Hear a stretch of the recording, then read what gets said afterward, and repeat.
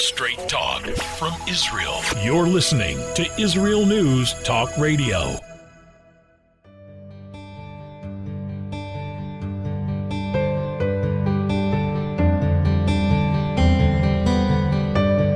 Hello and welcome to Soul Talk. This is Leora Mandel. I'll be joined with Rabbi David Aaron after the break.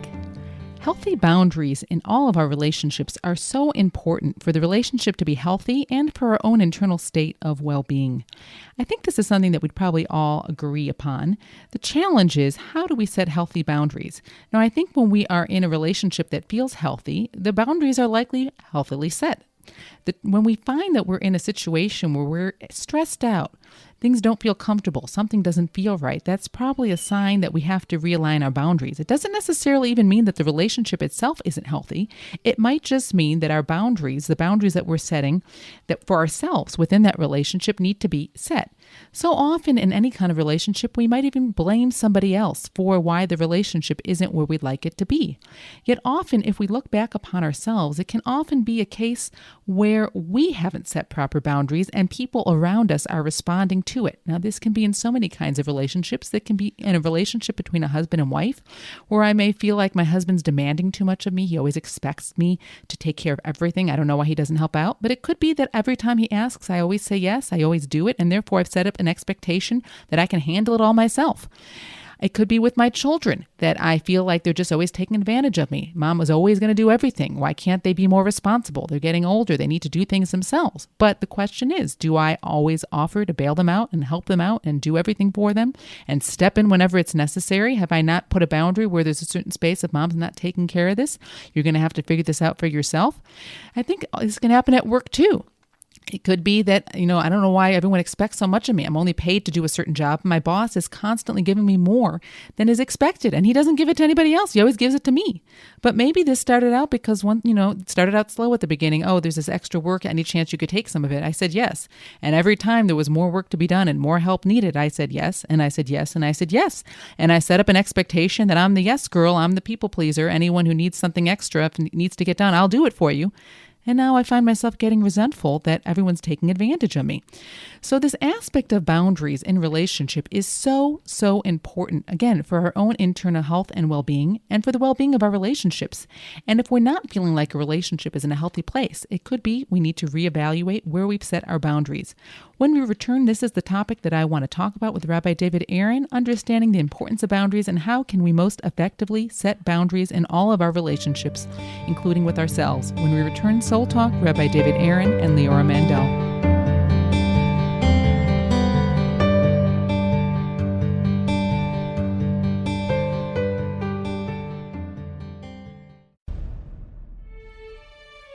Israel is located in one of the most volatile areas in the world.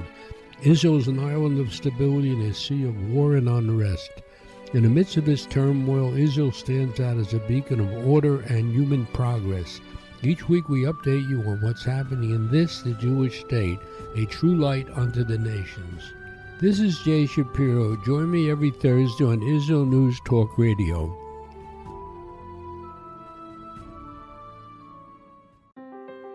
Be biblical. Be beautiful. Wear your crown. Wrapping is my crown. Do what married Jewish women have been doing for thousands of years. Celebrate the art of head wrapping. I'm Andrea Grinberg from Rapunzel.com. We have beautiful scarves, stunning accessories, scarves for faith, scarves for healing, and scarves for fun. Rapunzel.com. That's Rapunzel with a W. Or click on our banner on the Israel News Talk Radio homepage. Rapunzel.com. Beautiful scarves, stunning accessories paired with tutorials, support, and a vibrant community to give you everything you need to start and perfect your head covering journey. Don't forget, join the Rapunzel community group on Facebook to see, learn, and share your beautiful wraps. That's Rapunzel with a W on Facebook. I love Rapunzel. I love Rapunzel. I love Rapunzel. Get 10% off your purchase with promo code RADIO. Go now to Rapunzel.com.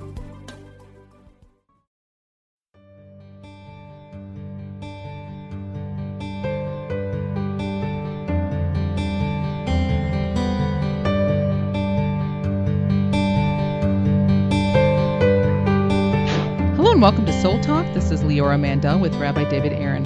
Rabbi Aaron, the idea of boundaries. Setting boundaries in our life, setting boundaries in our relationship is so necessary for our internal well-being and for having healthy relationship with others. And yet this is something that I think so many have, and from experience of talking to people, and I'd say even within my own life, it's so challenging sometimes to set proper boundaries, the boundaries that we need for ourselves so that we can be most effective, and even in our relationships. It's very hard sometimes to set the boundaries that would really give us those healthy, balanced relationships. I think sometimes without setting proper boundaries, we set up very high expectations that we feel like we have to live up to. We're trying to please other people. We're trying to overextend ourselves. And we don't realize that the cause of so much angst within ourselves and sometimes our relationships is not setting up proper boundaries.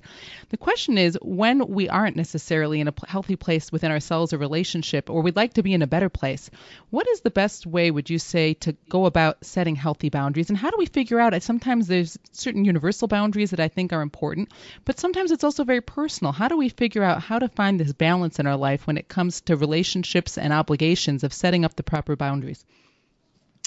Well, the first thing is to understand a basic dynamic of all relationships, and especially loving relationships, is in order for there to be love, two people have to be one but not the same.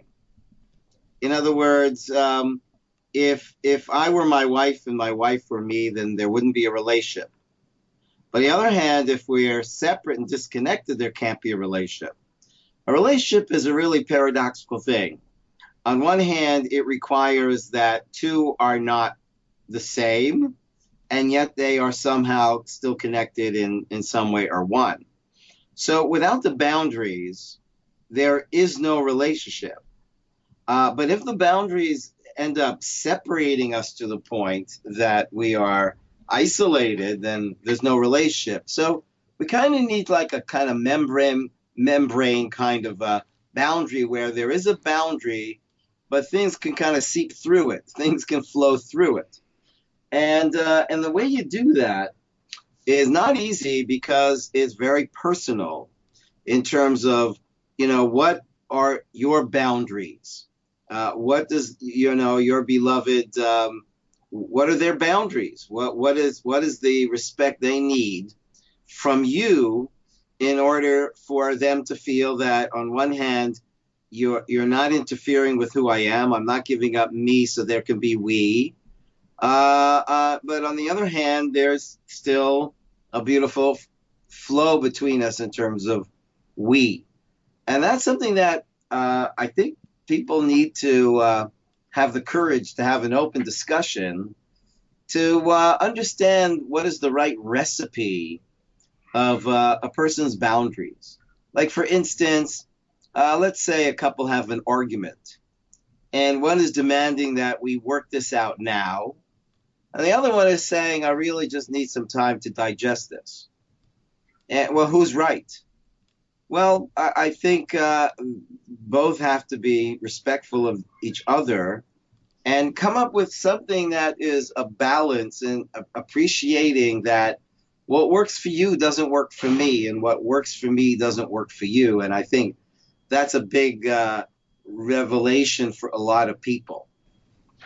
I like the idea that you said recipe, because I feel like a recipe, we understand that there's certain ingredients that are core ingredients to a recipe, but the right amounts, depending on what amount of that ingredient you put in, like flour, baking powder, sugar, etc., salt, even, for example, will totally change what you're trying to make. And even if you're baking, for example, again, certain things need more baking powder, some less, depending on what your ultimate goal is. But there's certain core ingredients that if they're not there, you're going to find out that you don't have what you were hoping to have.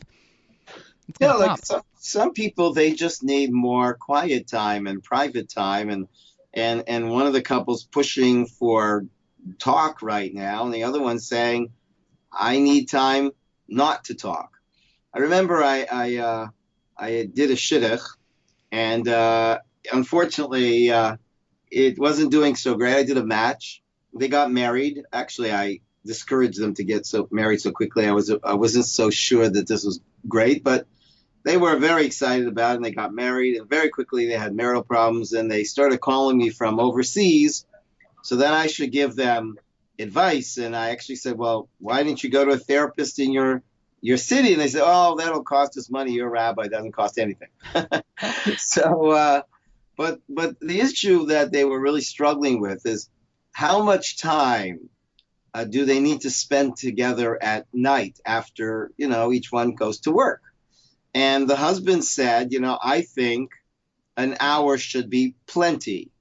And, and she wants more. And what do you think? And I said to him, if she needs more, then she needs more. And he said, well, I think an hour is enough. I said, there's not a parking meter, like this is not parking your car. It's a relationship with somebody. And you need to be respectful and careful of understanding what their needs are and have a balance. Now, obviously, sometimes someone's needs is at the cost of the other one's needs. And I think if people converse in a mature way, they could come up with some kind of win-win formula. And I'm sure I've mentioned this before in our discussions, but one of the best advices I once got is never criticize, just share your needs. And that is life-changing, because as soon as you start criticizing somebody, you don't give me enough time, that's a criticism. And they probably weren't even aware they weren't giving you enough time.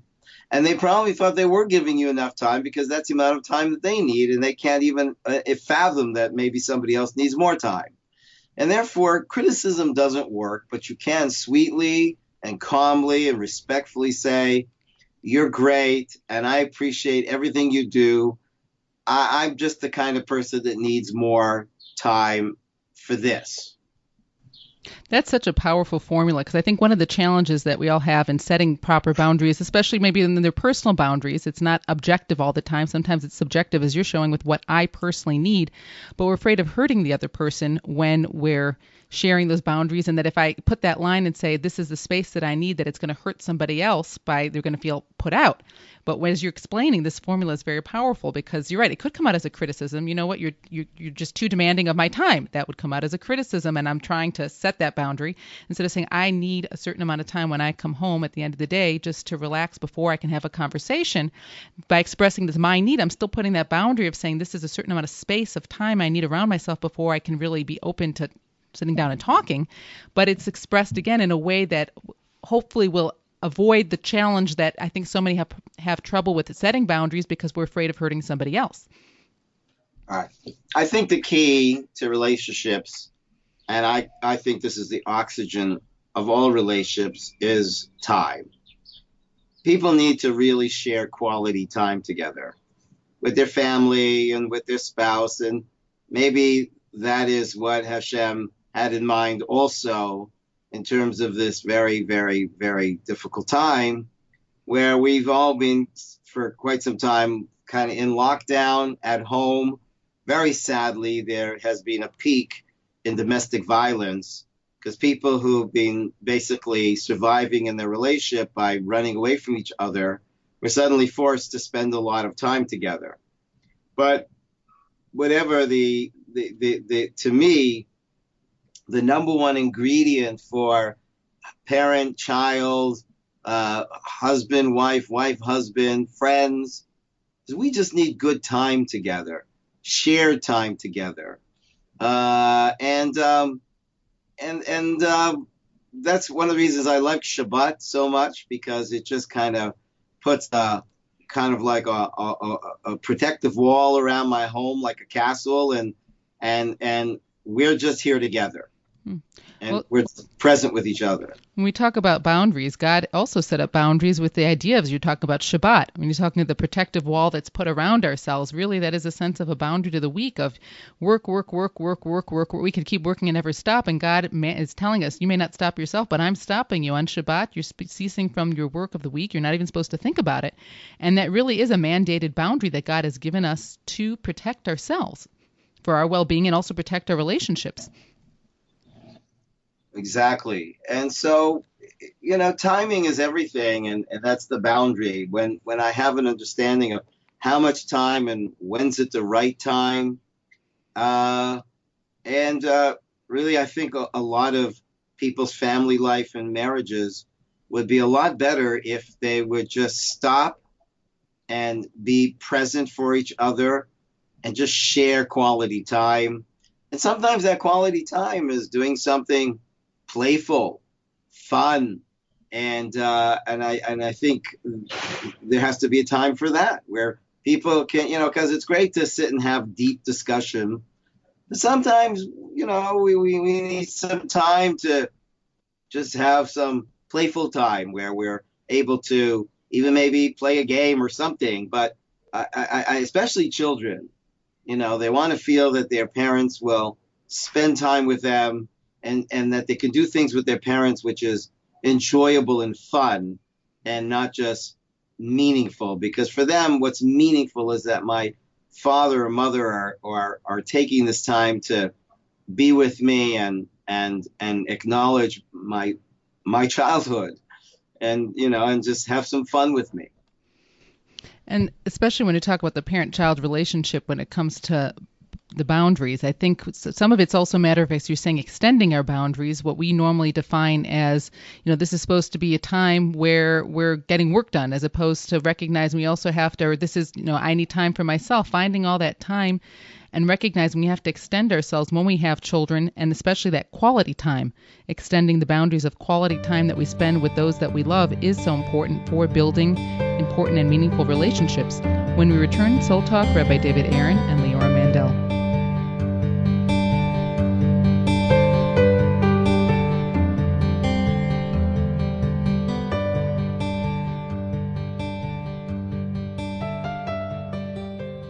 The Tamar Yona Show. Tamar? She's sassy. She's smart. She's funny. But she's also a real Jewish mother. Hi, everybody. I'm Tamar Yona. And yes, I can be all of those things. But at Israel News Talk Radio, I'm here to bring you the news stories and guests that you may not hear anywhere else. Join me live on air Sundays, Mondays, and Tuesdays for the most unique and bold talk radio in Israel. The Tamar Yona Show.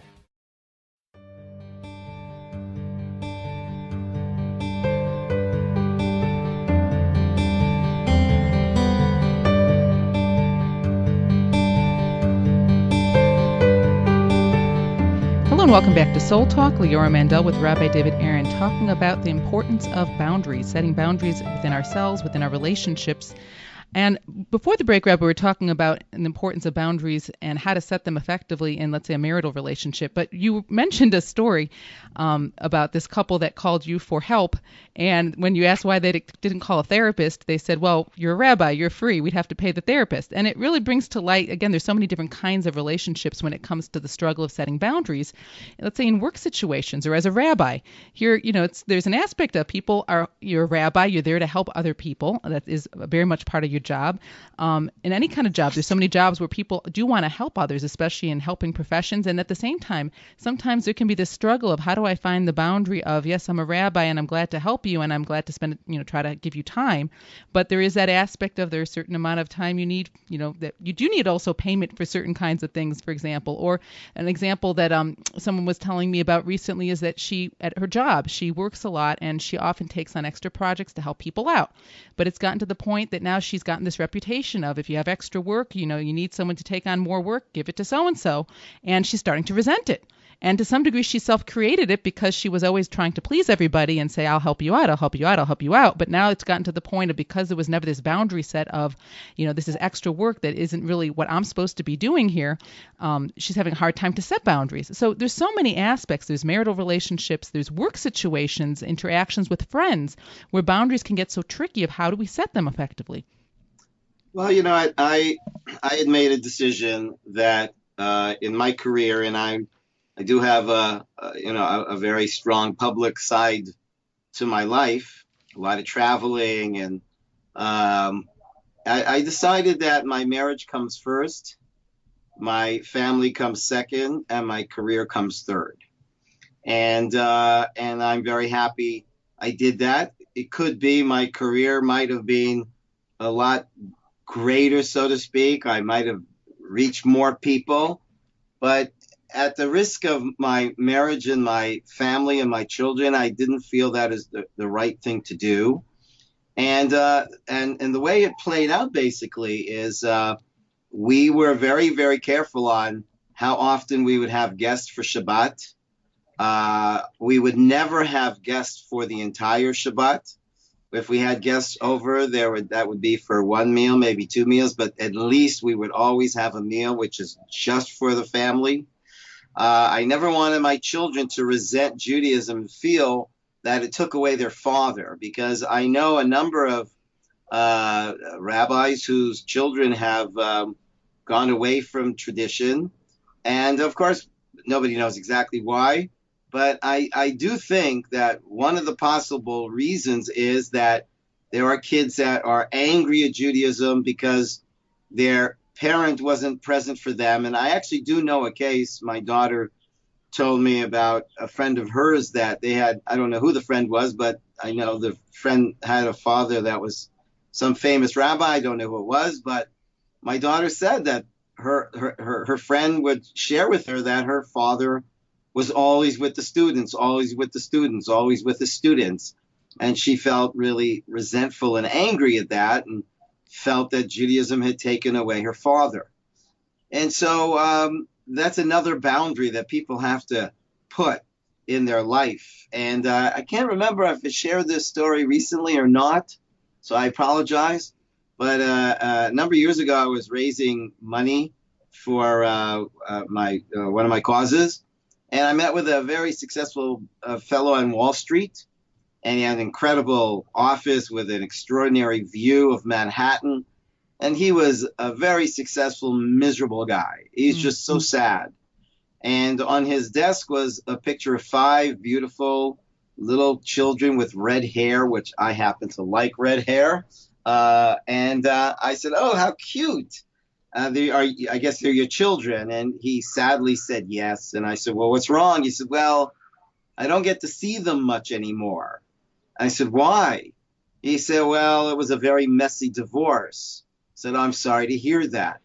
And he said, "Well, my wife fell in love with the gardener, and he now has, and she and he live now in the mansion that I bought, and I don't see the kids that much." And I thought to myself, wow, what's sad, because basically what happened was he wasn't home, but the gardener was there a lot. And his wife needed time, but he needed to make money so that he could create this extraordinary, estate for him and his family, and they could live in a paradise that required a lot of gardening. And the gardener was present. The stockbroker was not. And he's now a poor man with a tremendous amount of money, but not a happy person. And so he has achievement, but no fulfillment, and he has failed. So it's creating those boundaries around your job, and what exactly are the parameters of the success you're looking for, and what price are you willing to pay? And I think very often people don't think about the price they're going to pay for whatever success they are hoping to gain. So here's my question, because when you juxtapose your story to this man's story, one of the things that your story shows is that, thank God, you had a tremendous wisdom, I call it wisdom, early on in the game of starting your life, your marriage, your children, and your career, to recognize how to prioritize and to really live by being proactive in setting boundaries so you can prioritize, again, your marriage first, your family, and then your career. But this other man's story shows, and it's a story of, unfortunately, so many people where they aren't proactive. You already are so far into the game, and the boundaries are so far from being set properly that you may be so many things have already been lost. So many high prices have been paid, when one might realize, wait a minute, I need to reprioritize where I'm setting my boundaries. So wherever one is, especially if they haven't been as proactive as they'd like to be, or when the person's realizing, and especially now, I think people are waking up more, realizing, wait, where are my priorities? What are the steps one can take if they haven't set proper boundaries? So many things are easier to start out on the right foot. But when things haven't been set properly, how can one start to make those changes? I think sometimes it can almost seem like a huge challenge of how to reset boundaries when they haven't been set properly. Well, so what I try to do with myself is I try to come up with questions that, through answering those questions, that might give me clarity of what I want and what really matters in my life. For instance, God bless me that I shouldn't bless everybody else that we should live healthy till 120. But who would I want by my deathbed? Who would I want to be there with in the last moments of my life? And that's very clarifying, because I can say honestly, without thinking, it's my family, and I have close students, but still, I would want my family to be there in my last moments. Or if, God forbid, I was told that I only had, 2 weeks to live, who would I want to spend that time with? What would I want to do with that time? And it's very clarifying, because suddenly you realize, well, if that's what I would want to do with the last 2 weeks of my life, why am I not giving more time to that when I'm alive and not thinking about this might be the last 2 weeks of my life? Like, what am I waiting for in order? So it's like, how do we really do questions that help us prioritize? Which I do think what's going on with this corona crisis, I think it's forcing a lot of people, I know it's forcing me, to prioritize. Like, what really, really, really matters? And what is essential, and what is, dessert? And, when we're children, we eat the dessert first, and we might not even think we have to have a meal at all. But when we get older, we need to identify the difference between the dessert and the meal, and what I truly need. A lot of people haven't really sat down and really think about that. And this is a great period of time to really think about that and ask those kinds of questions. Or, I ask my students, if you had to make a choice between money and meaning. Now, it wouldn't be a choice between you being poverty-stricken and you couldn't feed yourself and your family and you'd be out in the cold. But let's say you could eat, but not in a luxurious way. You could not go to 5-star hotels and restaurants, but you'd have food, you'd have clothing, you'd have a shelter, but you would be rich, overwhelmingly rich in meaning. Or would you give up meaning so that you could be rich in money? And I've never met a person that said that they would pick money over meaning. And yet it's so interesting, because in their life, they actually are picking money over meaning often. So I think it's because we're not asking these kind of little crazy questions, So much of setting boundaries effectively is really getting clarity within ourselves of what are our priorities and what are our values. And if we don't clarify that, sometimes I think we just start living life without clarifying these essential questions that you're bringing to the table here. Then we oftentimes are living a life that if we'd actually stop and ask ourselves, is this really how I want to be living my life? The answer would be no. And that's not how we want to be living our lives. Another question that I ask myself is, when do I feel the happiest and the most energized? And when I think about that, that gives me clarity. But, and so then I ask myself, well, how much time am I really committing to that? If that's what I say does that.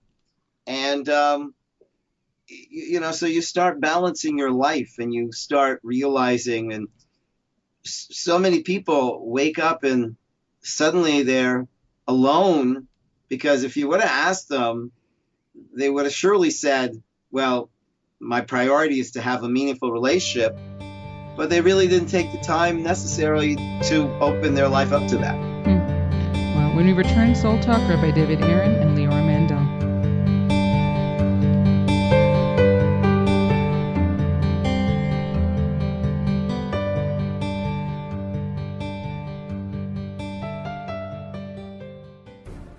In a time where feelings have become fact, where rational thought and common sense has disappeared, one man stands above it all. I'm Howie Sobiker, your political hitman. Political Hitman airs every Tuesday at 11:59 p.m. North American time, 7 a.m. Israeli time, only on Israel News Talk Radio.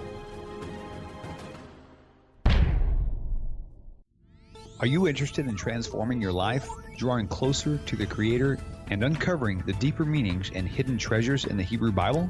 Then join me, Rav Yitzhak Michelson, and me, William Hall, on the Science of Kabbalah, where we are seeking to narrow the gap between what we understand of our physical and spiritual worlds. So make sure to tune in every Tuesday at 5 p.m. Israel time, 10 a.m. Eastern Standard Time, here on Israel News Talk Radio.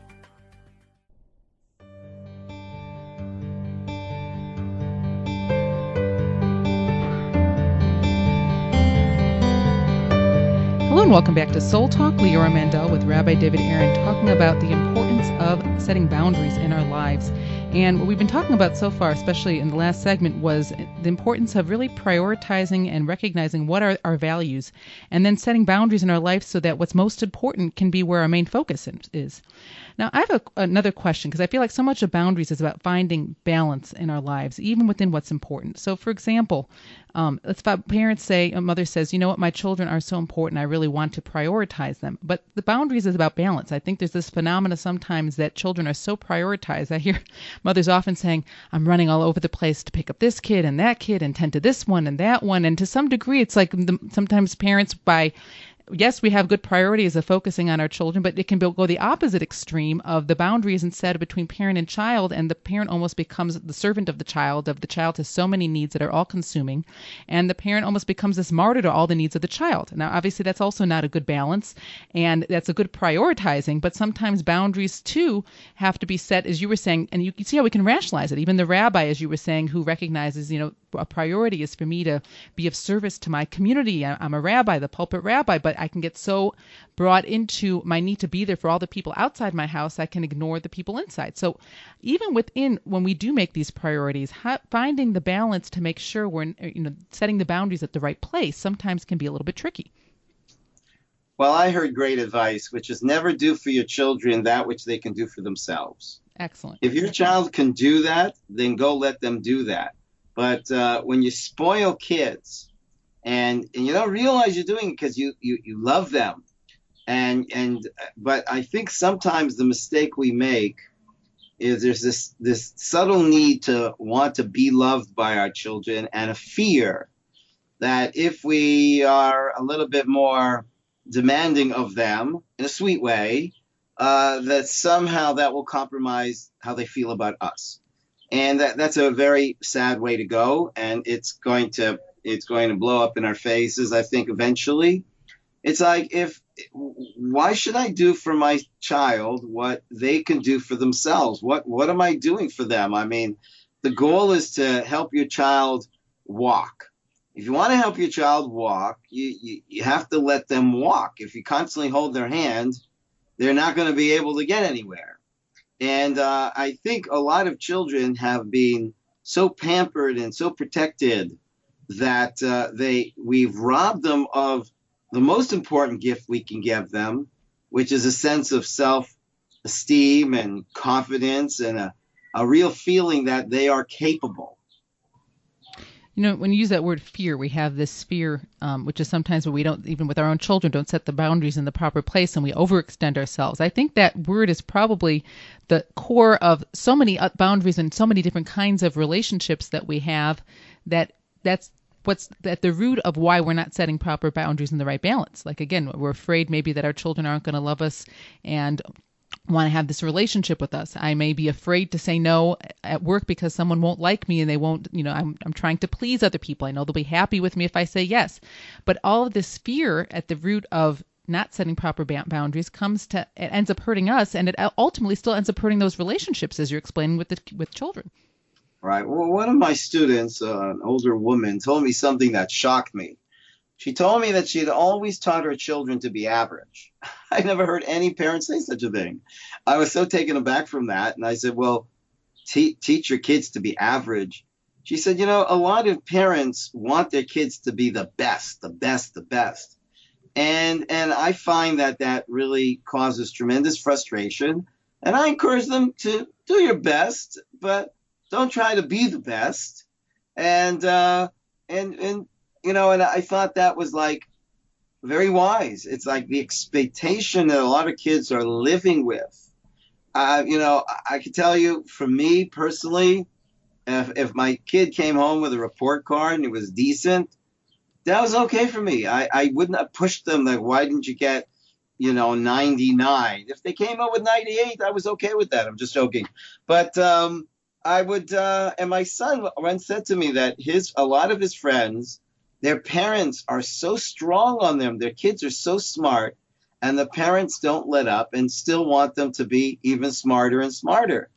And I said to my kids, I just want to know that you put in a good effort and you did the best you can. And, and I just wanted my kids to be happy. I never really had like big, huge career aspirations for them that I imposed on them. If they have a big career aspiration, that's good. If they didn't, that's okay too. I just wanted them to be good people and happy people. And that was always my attitude.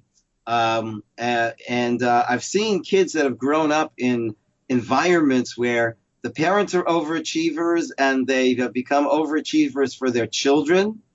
And there is no sense of boundary of like, how good is good anyways?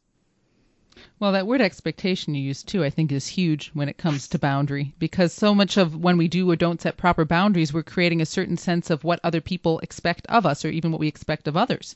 So it's like, again, the person at work who's always saying yes as much as they're getting resentful, but by not creating a boundary, they've set up an expectation that when, others can always ask me because I'll usually say yes, and that's what they expect of me. And same thing with parents with children. Well, I expect my mother will take me wherever I want to go, or if I forget my lunch, she'll come and bring it for me, or she'll bail me out, or it could be a father too, because we set up these expectations based on where we set boundaries or don't set them. And if we want to rework those expectations, then we really have to rework wherever the boundaries are that we set. Yeah, I recently heard an amazing project in the United States. I don't remember the details of it, but they went into areas of underprivileged children, and the government spent millions of dollars to give these kids the best counselors and training and education, and to help these underprivileged children not to fall by the wayside and, God forbid, end up being criminals.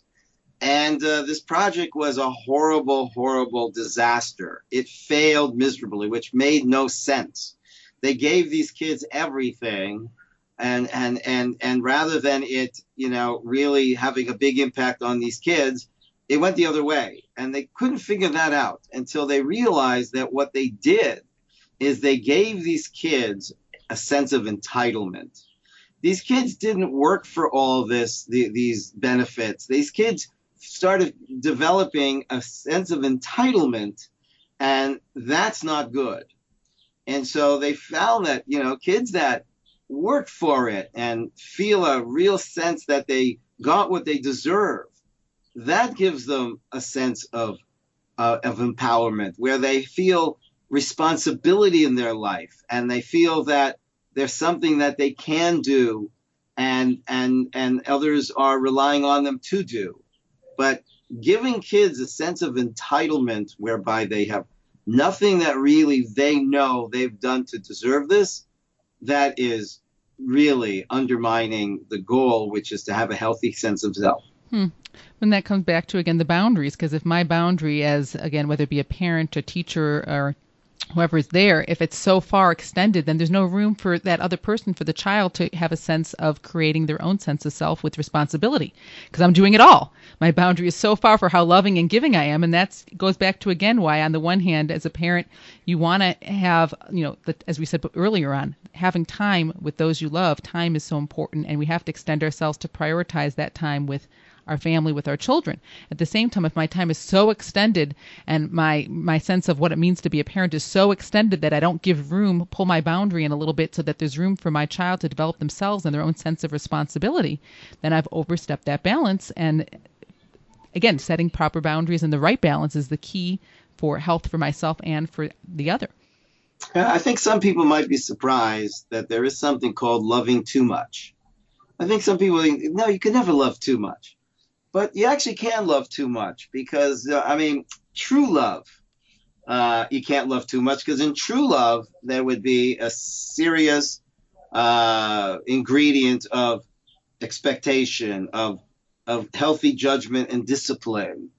And when children feel there's too much forgiveness, and that's not healthy. On the other hand, if they feel there's no forgiveness, That's not healthy. For a person to really change, they have to believe that they can be forgiven. Otherwise, what the heck? If I can't be forgiven, I'll just continue along in these bad ways. On the other hand, if they think that forgiveness is too easy to get, then they'll say, I'll do it and I'll get forgiven. So there's got to be that balance of how much should my child or my spouse feel that there is, what are the parameters of forgiveness? Too much forgiveness is not good. Too little forgiveness is not good. As you're speaking about that, I'm thinking about even God within creation, that as we all know, water is a basic staple for our own basic functioning sustenance of life. At the same time, it's so important. On the other hand, too much of it, we need rain, but if it rains too much, there's a flood that ruins everything. So I think there's an example that even a good thing, right? Too much of a good thing is still too much and can become destructive. And so again, figuring out in our lives of how to make these priorities, how to set values, but then creating boundaries even within very good things in our life is so essential so that what's good can stay good instead of going over to the side of destructive. Right. We recently bought orchids, and they're just magnificent. I just sometimes just sit there and look at them for a while. They're just so beautiful, and they don't like sunlight and they don't like a lot of water. And you'd think like a plant, everybody would just assume that plants need light and water. And actually the orchid doesn't like a lot of light and it doesn't like a lot of water. My wife said that this orchid takes something like a half a cup a week. And it's like, and if you give it too much, you kill it. And that's the amazing thing.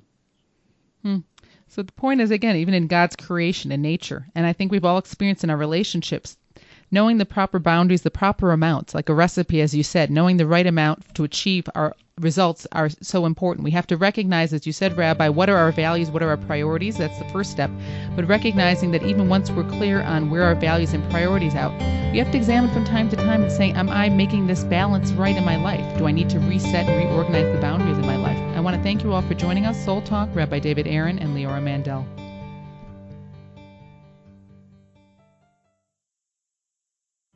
Where can you get the inside news on Israel? At Israel News Talk Radio, we're dedicated to sharing Israel's inside story with the world by providing our listeners with news on Israeli politics, current affairs, and Israeli Jewish culture. The Israel News Talk Radio homepage also provides you, the listener, with useful information at your fingertips, with scrolling news headlines, weather, currency exchange, Shabbat candlelighting times, and so much more. Our radio programming is always accessible and on demand. We operate absolutely free of charge for everyone, everywhere. If you love what we do, partner with us now by becoming an Israel News Talk Radio supporter. With your support, you'll be inscribed on our Israel News Talk Radio Wall of Fame. There's nothing like us in the world. Be part of something great. Israel News Talk Radio. Straight talk from Israel. Howdy, this is Rita from League City, Texas, now living in Israel.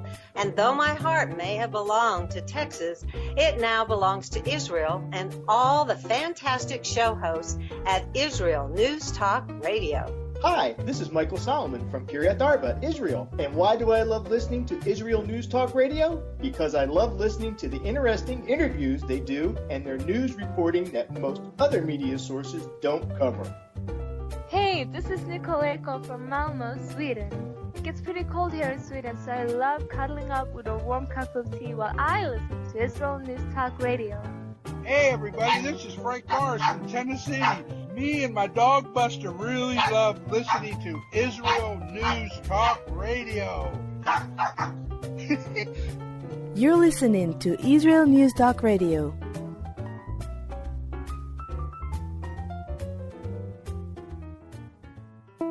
News, opinion, and more. You're listening to Israel News Talk Radio.